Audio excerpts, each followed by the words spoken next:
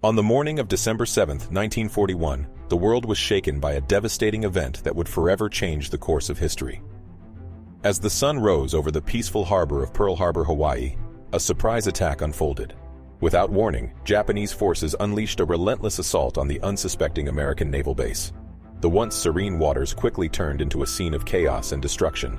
The date was etched into the collective memory of a nation, a date that would live in infamy. This unprovoked act of aggression marked the official entry of the United States into World War II, as Germany and Italy subsequently declared war on America in the days that followed. The world had been thrust into a global conflict, and the events that transpired on that fateful day at Pearl Harbor would shape the course of the war and leave an indelible mark on history. The Gathering Storm, Architects of Conflict. December 7, 1941. A date etched in history, a day that shook the United States to its core. Pearl Harbor, once a haven of tranquility, was abruptly transformed into a theater of chaos and destruction. From the shadows of the Pacific, Japan unleashed a devastating surprise attack, plunging the nation into a war of unparalleled fury. The consequences were catastrophic, but amidst the smoke and flames, heroes emerged, ready to shape the destiny of a nation. In the aftermath of the attack, as the nation reeled from the shock, a resolute voice rang out across the land. President Franklin D. Roosevelt, his words searing with determination, declared December 7, 1941, as a date which will live in infamy. The United States had been awakened from its slumber of peace, thrust into a conflict it had long sought to avoid. The time for action had arrived. From the ashes of that fateful day, leaders rose to the occasion, their vision and courage guiding the nation forward. General George C. Marshall, a master strategist, assumed the mantle of Chief of Staff of the U.S. Army. With an unwavering commitment to protect American interests, he recognized the gravity of the situation and the urgent need for a swift and decisive response. Alongside him stood Admiral Chester Nimitz, a towering figure in naval warfare, poised to shape America's strategy in the vast expanse of the Pacific theater. And General Douglas MacArthur, a brilliant tactician with a deep understanding of the region, prepared to lead his forces with unyielding resolve. These architects of conflict understood the magnitude of the challenge before them. With their minds ablaze and their spirits unbreakable, they forged a path to victory. The attack on Pearl Harbor had jolted the United States into action, igniting a fire within its people. From the factories that churned out war machines to the young men who eagerly enlisted, the nation mobilized with unwavering determination. The crucible of war, island-hopping strategy. In the wake of the treacherous attack on Pearl Harbor, a tempest of rage and determination consumed the United States. The echoes of destruction reverberated across the nation, fueling an unyielding resolve to confront the forces that had dared to awaken the sleeping giant. From the smoldering ruins of that infamous day, emerged a nation poised to unleash a storm of retribution upon its enemies.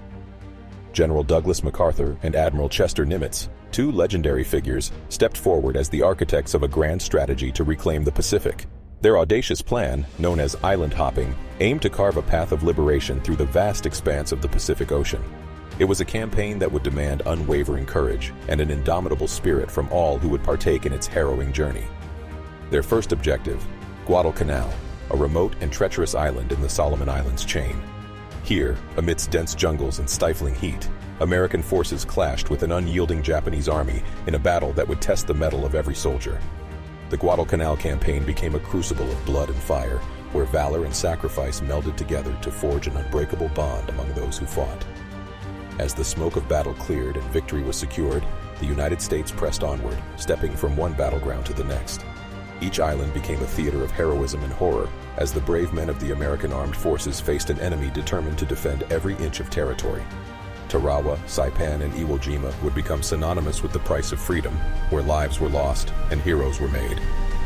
Yet, amidst the triumphs and tragedies, a greater storm loomed on the horizon.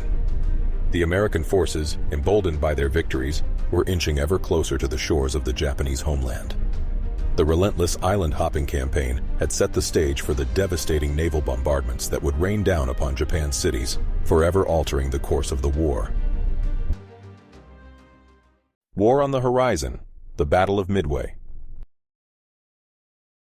In June 1942, the winds of destiny carried the United States and Japan to a tiny atoll called Midway, nestled in the heart of the Pacific Ocean.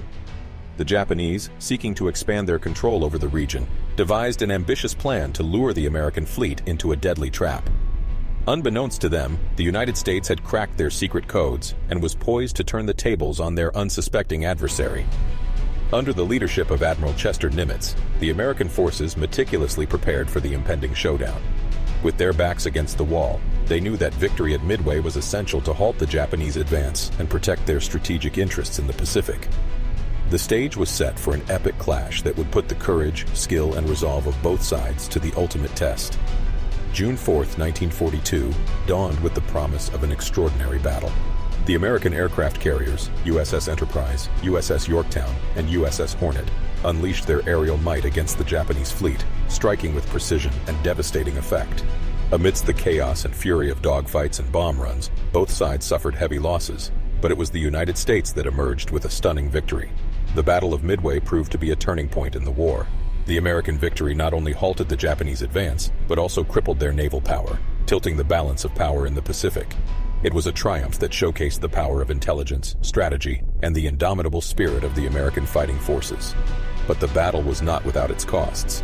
The loss of the USS Yorktown and the brave souls who perished aboard her served as a poignant reminder of the price of victory. The Battle of Midway was a crucible that tested the mettle of men, and amidst the triumph, it was the sacrifice and courage of those who fought that truly defined the moment. From the depths of the Pacific Ocean, the echoes of Midway reverberated across the theater of war. The United States had struck a blow that resonated with resounding force, igniting a renewed sense of hope and determination. It was a declaration to the world that the American spirit could not be broken, and that the path to victory would be forged through unwavering resolve and unwavering unity. Unleashing the storm, naval bombardments, and the Japanese surrender. As the Pacific War reached its climax, the United States unleashed a torrential storm upon the Japanese homeland. The strategic campaign of island hopping had brought them closer to the heart of Japan, setting the stage for a series of devastating naval bombardments that would forever change the course of the war. With a powerful fleet amassed in the Pacific, the United States Navy embarked on a mission of unparalleled destruction. Their naval guns roared to life, raining down an unrelenting storm of shells upon the Japanese coastal cities. The thunderous explosions shook the very foundations of these once vibrant urban centers, reducing them to smoldering ruins. These naval bombardments served a dual purpose. On one hand, they aimed to dismantle Japan's industrial infrastructure and disrupt their war machine. On the other, they sought to break the morale of the Japanese people and force them to confront the stark reality of their situation. The relentless onslaught of the naval bombardments left an indelible mark on the Japanese homeland. Cities like Tokyo, Yokohama, and Osaka, once bustling metropolises, now lay in ruins. The magnitude of the destruction was staggering, a testament to the immense power of the United States Navy and the ferocity of the Pacific War. Amidst the chaos and devastation, Japan stood at a crossroads. The weight of the destruction, combined with the devastating impact of previous battles, began to erode the resolve of the Japanese government and military. The voice of reason started to emerge, urging them to seek an end to the war and prevent further devastation. In August 1945, the world held its breath as a new and terrifying weapon, the atomic bomb, was unleashed upon the cities of Hiroshima and Nagasaki. The catastrophic devastation caused by these bombings pushed Japan to the brink of surrender. The once unyielding resolve of the Japanese government and military began to crumble under the weight of these unimaginable horrors. Finally, on September 2, 1945, the Japanese Empire, battered and broken, formally surrendered aboard the USS Missouri. The war that had ravaged the Pacific for years had come to an end. The world breathed a collective sigh of relief as the guns fell silent, marking the beginning of a new era. The naval bombardments and the subsequent surrender of Japan were watershed moments in history. They brought an end to a conflict that had consumed nations and claimed countless lives. The devastating power of the United States Navy, combined with the unimaginable destruction of the atomic bomb, had forced Japan to confront the harsh reality of defeat. In the aftermath of the war, Japan and the United States embarked on a path of healing, reconciliation, and renewed cooperation. The devastation left by the conflict was immense, but both nations showed remarkable resilience and determination to rebuild. Japan, despite the destruction it had endured, emerged as a beacon of progress and economic growth. With the support of the United States, Japan implemented sweeping reforms and focused on rebuilding its industries and infrastructure. Through innovation, hard work, and a commitment to peace, Japan transformed itself into one of the world's leading economies.